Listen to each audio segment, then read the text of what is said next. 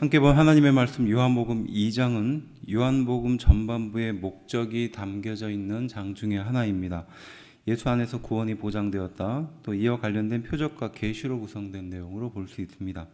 그래서 1장부터 12장이 그러한 목적에 의해서 쓰여졌고, 특별히 2장은 바로 그 예수님의 7가지 그 표적 중에 첫 번째 표적이 등장합니다.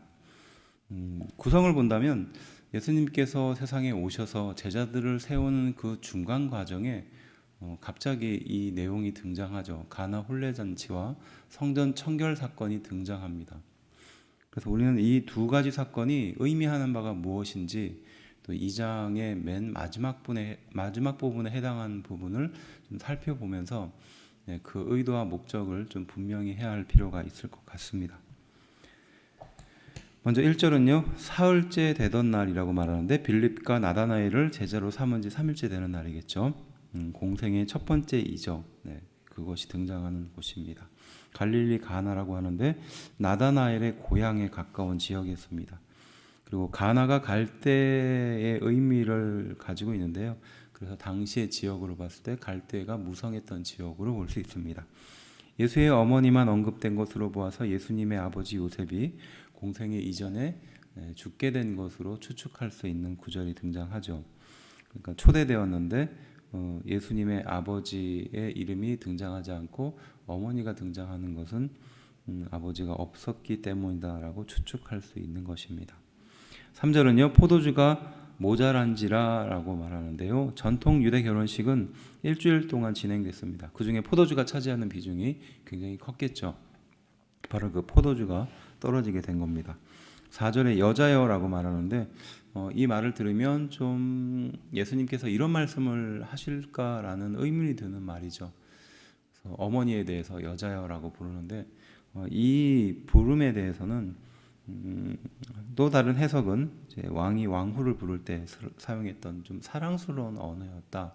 그러니까 어머니를 향하여 그런 뜻에서 불렀다라고 말하는 의견이 있습니다. 근데 이어지는 구절이 이 부드럽게 부르는 어머니의 이름과 달리 좀 의미가 다른 말이죠. 나와 무슨 상관이 있나이까? 라는 말은 이 분노와 멸시를 담고 있는 언어입니다. 그러니까 어머니가 포도주가 떨어졌다라는 말씀에 그게 나와 무슨 상관이 있습니까? 라는 말을 했다는 것으로 보면 이 여자여라는 말의 의미도 좀 우리가 좀 연구할 필요가 있는 것 같습니다. 어쨌든 이 맥락이 주는 의미는 예수님께서 그 어머니의 말에 대해서 반박을 하시는 내용이죠. 내 때가 아직 이르지 못하였나이다 라고 말합니다. 예수님이 메시아임을 드러내는 때를 말하는 것입니다. 오늘 이 본문에 이 구절이 등장하는 이유에 대해서 우리는 좀 연구할 필요가 있습니다. 예수님께서 세상에 오셔서 첫 번째 이적, 그러니까 표적으로 보여주신 첫 번째 사건이 등장하는데 그 사건에 물이 변하여 포도주가 되었다라는 그 기적적인 사건에 초점을 맞추다면 이 내용은 어떻게 보면 불필요한 부분이었거든요.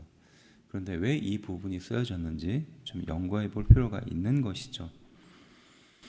6절은요, 유대인의 정결 예식이라고 말하는데 유대인의 정결 예식은 당시로선 굉장히 중요한 것이었습니다. 이스라엘 백성에게 정결함은 이스라엘 백성의 정체성이기도 했기 때문이었죠. 밖에서 초대받은 그 혼례잔치에 들어가기 전에 반드시 손과 발을 씻도록 했습니다. 그 목적은 청결의 의미도 있지만 더 중요한 것은 부정한 것을 제하여 이렇게 초대받은 집에 부정이 전해지지 않도록 한다는 정결의 의미가 있죠. 바로 예수님께서 그 정결의 항아리에 담겨 있는 물을 포도주로 바꿔주시고 그 포도주는 이전보다 훨씬 나은 포도주로 연회에 베풀어졌다는 것이 표적으로서 어떤 의미를 갖고 있다는 것입니다. 두세 통 드는 항아리라고 말하는데 당시의 기준에서 한 통은 4.5리터 정도였습니다. 그래서 두세 통이라고 말하면 9리터에서 10몇 리터쯤 되겠죠. 그리고 그것이 6개라고 하는데요. 이것을 다른 시각에서 보면 4.5리터가 두세 통이고 그 다음에 이것이 곱하기 10 정도를 해서 한 항아리에 한 90리터 정도 담겨 있을 것이라고 추측합니다. 그래서 90리터 담겨진 항아리가 6개가 있었으니까 540리터로 보는 견해도 있습니다. 그리고 앞서 말했던 것처럼 한 13리터 정도가 6개라고 해서 그 숫자만큼으로 보는 경우도 있습니다. 9절은요, 물로 된 포도주라고 말하는데 이는 물이었던 포도주라는 말이죠. 근데 이 말을 독특하게 사용한 것으로 보아 이 물이었던 것이 포도주로 바뀌게 되었다라는 것에 좀 강조하는 의미라고 볼 수 있습니다. 10절에 먼저 좋은 포도주를 주고 이후에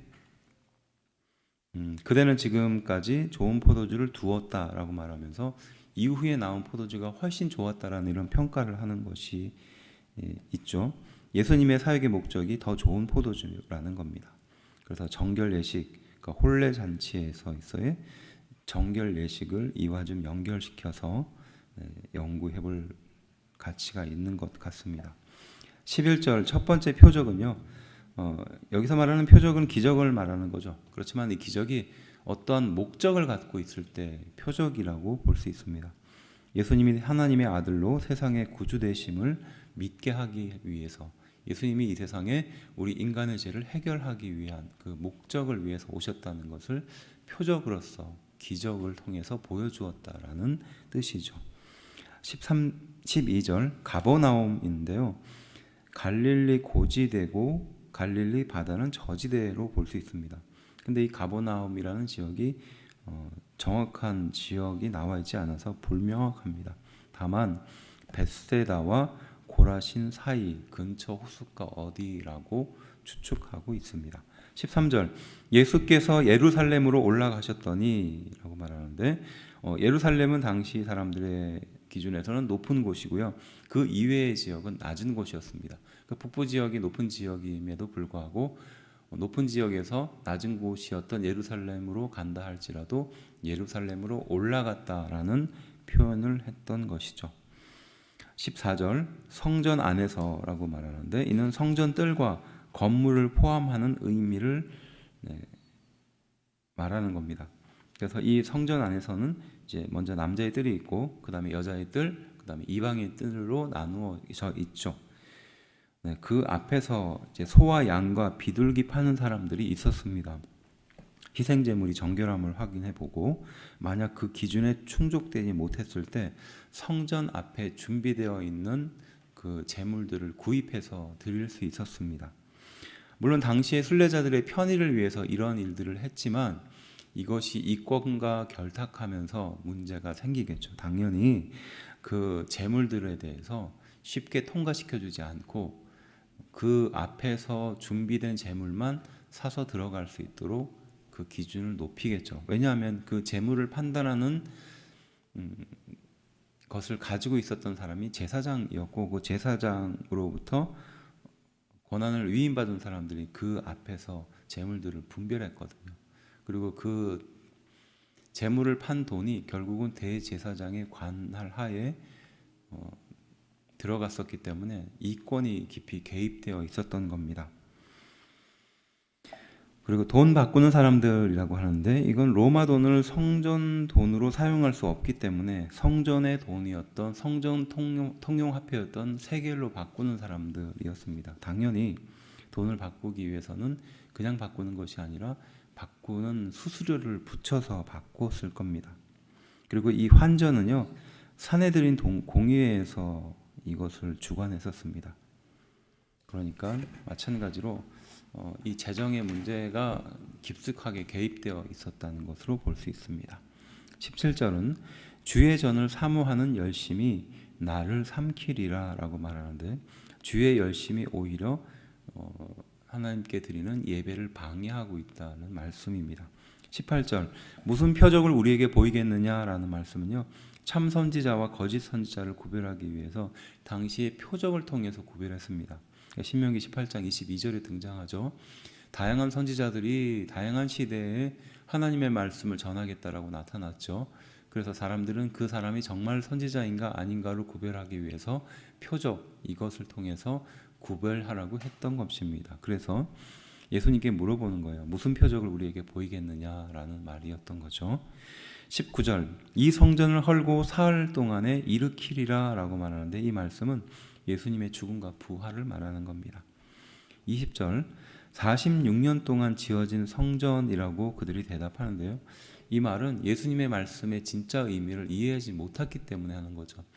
그러니까 지금 눈앞에 보이는 이 성전을 다시 헐고 다시 3일 만에 세우겠다라는 이 말씀의 진정한 의미는 예수님께서 이 세상에 오셔서 우리의 죄를 다 해결하시고 3일 만에 부활하실 것이다라는 의미인데, 당시 사람들은 아니 이렇게 화려한 성전을 짓기 위해서 46년이나 걸렸는데 어떻게 3년 만에 다시 지을 수 있겠느냐라고 반문하는 것입니다. 영적인 이해가 부족했겠죠. 참고로 1차 성전은요 BC 959년에 솔로몬 왕이 완공합니다. 하지만 이후에 586년에 바벨론 느부갓네살 왕이 파괴하죠. 2차 성전은요 그 이후에 파괴된 예루살렘이 복구되면서 성전이 다시 지어지는데 비록 볼품은 없었으나 굉장히 긴 기간 동안 만들어졌다 또 무너졌다를 반복하게 됩니다. 그래서 BC 516년에 수룹바벨에 의해서 어느 정도 성전이 완성이 됩니다.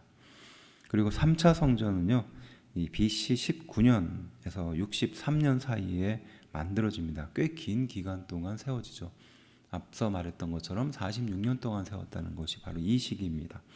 그리고 헤롯에 의해서 세워지는데 헤롯은 정통 유대인이라기보다는 유대인의 가문에서 벗어난 사람으로 볼 수 있습니다.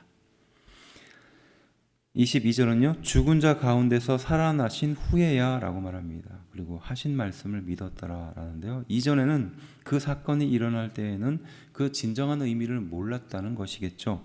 그래서 부활 이후에 제대로 알게 되었다라는 말씀을 덧붙였던 것이죠. 진정한 의미, 진정한 기적, 진정한 표적의 의미를 당시 사람들은 깨닫지 못했다는 것을 말하는 것입니다. 24절 이는 친히 모든 사람을 아심이요라고 말합니다. 그러니까 열광적으로 따르는 사람들의 믿음의 허구를 누구보다도 우리 예수님은 잘 알고 계셨다는 말씀입니다. 25절은요 이는 그가 친히 사람 속에 있는 것을 아셨음이라 라는 말씀입니다. 이 말은 사람의 중심을 꿰뚫어 보고 계신다는 말씀이시죠. 이런 표적, 이런 기적들을 예수님께서 보여주었고 그것을 본 사람들이 어떠한 마음을 가졌는지 누구보다도 예수님이 잘 알고 계셨다는 것이죠. 예수님께서 보여주셨던 표적을 표적대로 믿지 않고 자신의 그 죄악된 마음으로 읽어드렸다. 그리고 그것으로 편승해서 예수님을 따라가거나 혹은 예수님을 거부하거나 대적했었던 그 사람들의 중심을 누구보다도 예수님이 알고 계셨다는 것이고, 부활 이후에 이 모든 것을 확실하게 깨닫게 됐다는 것을 말하는 겁니다. 그래서 23절과 25절은요 2장에 대한 전체의 결론으로 볼 수 있어요. 그래서 앞서 말했던 물이 변하여 포도주가 된 사건의 목적, 그 다음에 성전을 청결하게 하신 그 목적이 결국 이 23절부터 25절까지 모아지는데, 예수님의 기적을 표적으로 알고 믿었으나 그 참다운 의미를 아는 사람이 없었다는 것이죠. 그래서 예수님은 사람의 중심을 꿰뚫어 보고 계신다라는 겁니다.